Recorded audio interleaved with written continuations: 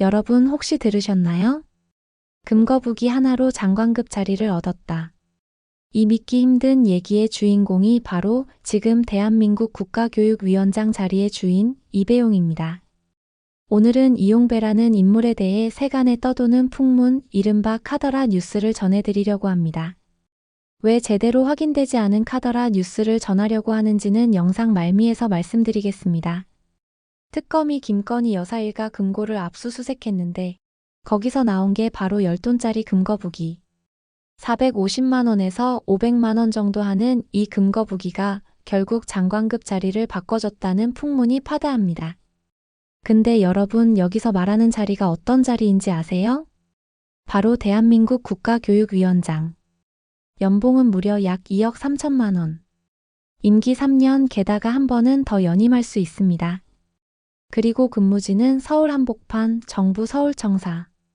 즉 금거북이 하나 건네고 나면 서울 도심의 장관급 집무실에서 3년 이상 안정적으로 일하면서 연봉 수억 원에 더해 막강한 교육정책 권한까지 쥐게 되는 거죠.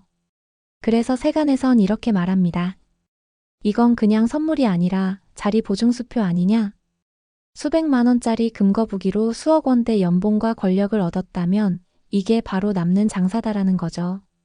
솔직히 말씀드리면 이 사건이 불거지기 전까지 국가교육위원장이란 자리가 있는지도 몰랐다는 시민들이 많습니다. 지금도 그게 도대체 뭐 하는 자리냐? 묻는 분들 정말 많아요.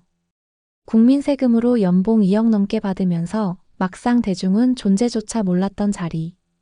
그래서 이번 금거북이 이야기가 더 분노를 불러일으키는 겁니다. 그럼 국가교육위원회는 뭘 하냐? 한마디로 말하면 대한민국 교육의 큰 그림을 짜는 곳입니다. 초중고 대학 교육에 걸친 중장기 국가교육계획 수립, 10년, 20년 단위의 교육 로드맵과 비전 제시. 교육부가 해마다 바뀌는 정책을 내놓으니 이걸 정권 바뀌어도 흔들리지 말자고 만든 독립적 상설기구. 즉, 단기 정치 논리에 휘둘리지 않고 국가 차원의 교육 청사진을 그리라고 만든 거예요. 왜 생겼나? 왜 이런 자리가 생겼을까? 과거 정부마다 교육 정책이 오락가락하면서 아이들이 정권 따라 입시제도에 휘둘린다는 비판이 많았죠.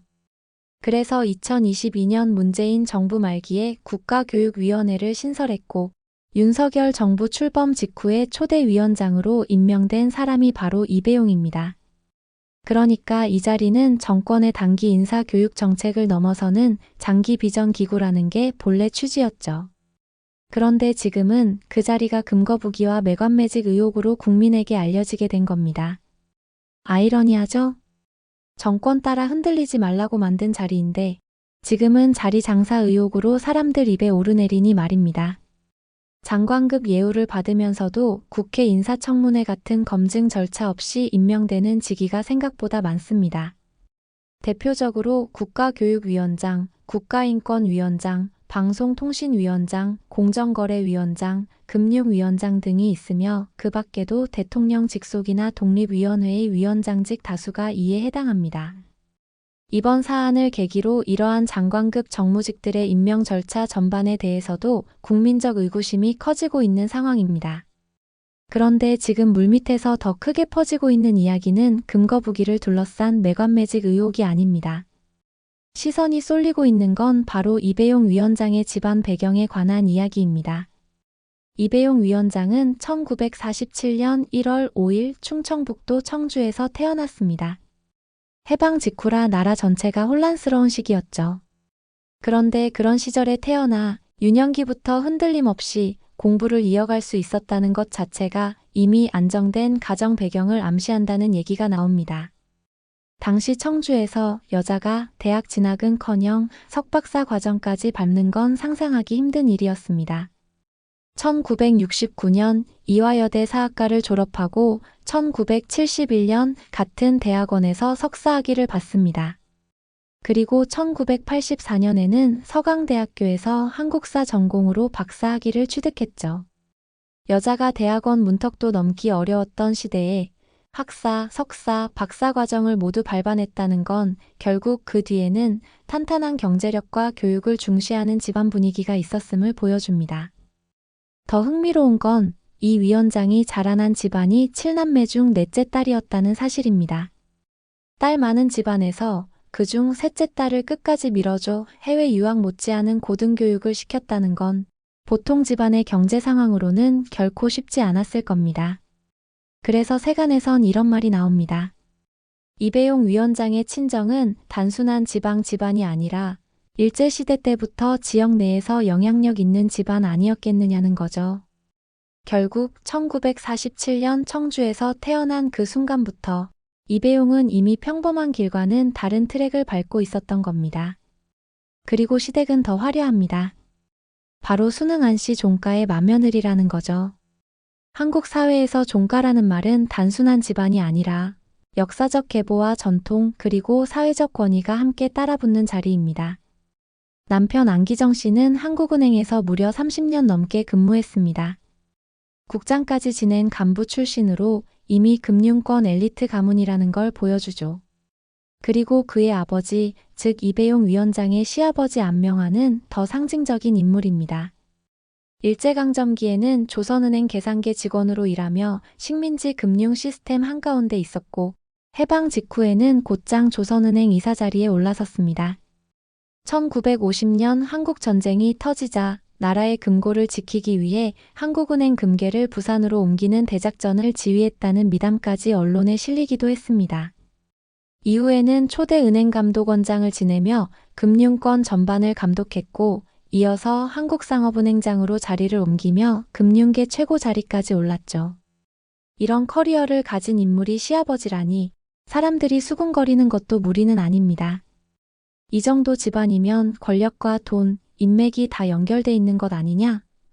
결국 금거북이 하나가 전부가 아니라 이미 시댁의 금융 네트워크가 뒷배로 깔려 있었던 거다 하는 말이 퍼지는 겁니다. 이것은 단순한 매관매직 풍문이 아니라 우리의 정서를 더욱 자극하는 대목입니다. 실제로 집 팔고 땅 팔고 심지어 목숨까지 바쳐 독립운동을 했던 집안들은 해방 이후에도 제대로 된 보상은커녕 설 자리조차 얻지 못했습니다. 반면 일제시대에 호의호식하며 총독부 산하기관에서 경력을 쌓은 사람들은 해방 뒤에도 오히려 더 큰 권력과 부를 차지하며 살아남았다는 거죠. 결국 이배용 위원장의 친정시댁 서사를 따라가 보면 금거북이 사건이 단순한 매관매직 의혹이 아니라 전형적인 친일파 후손의 호의호식 스토리 아니냐는 얘기가 나오게 되는 거죠. 한국 현대사 속에서 반복되어 온 친일 엘리트의 해방 후 권력 엘리트. 연속성과 자연스럽게 맞닿아 있다는 얘기가 흘러나오는 거죠. 자, 정리해봅시다. 금거북이 열돈, 친정의 교육 엘리트 배경, 시댁의 금융 권력 네트워크. 이 퍼즐을 맞추면 금거북이 더하기 엘리트 가문 백업은 국가교육위원장 자리라는 공식이 완성됩니다. 물론 어디까지나 카더라 뉴스일 뿐이지만 사람들 입에서 입으로 퍼지고 있는 얘기죠. 영상의 앞부분에서 제가 말씀드렸죠.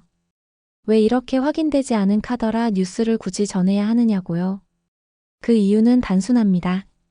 때로는 이 나라의 권력과 특권층 이야기가 공식 기록보다도 카더라 속에서 더 진실에 가깝게 드러날 때가 있기 때문입니다.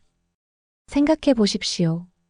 집 팔고 땅 팔고 심지어 목숨까지 바쳐 나라를 지킨 독립운동가 집안들은 제대로 된 보상 한 번 받지 못한 채 역사 속에서는 잊혀졌습니다. 그리고 현실 속에서는 지금도 가난과 고통을 온몸으로 겪으며 살아가고 있습니다. 반면 일제에 협력하며 안락하게 살던 이들은 해방 이후에도 더 큰 권력과 부를 쥐며 대대손손 호의호식하고 있습니다. 이것이 바로 카더라 뉴스라도 전해야 하는 이유입니다. 이게 과연 정의로운 나라입니까?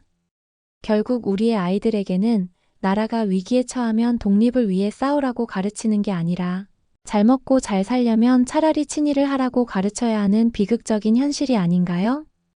분노와 회한이 교차하는 이 상황, 역사가 우리에게 던지는 질문은 너무도 무겁습니다. 그래서 오늘 저는 확인되지 않은 카더라 뉴스라 해도 전했습니다. 왜냐면 이런 풍문이 단순한 소문이 아니라 우리가 살아가는 현실을 비추는 거울이기 때문입니다. 이 땅에서 과연 정의롭게 사는 게 의미가 있는지, 우리 아이들에게 어떤 역사를 물려줄 수 있는지, 그 질문을 여러분과 함께 고민하고 싶습니다. 오늘의 이야기는 여기까지입니다.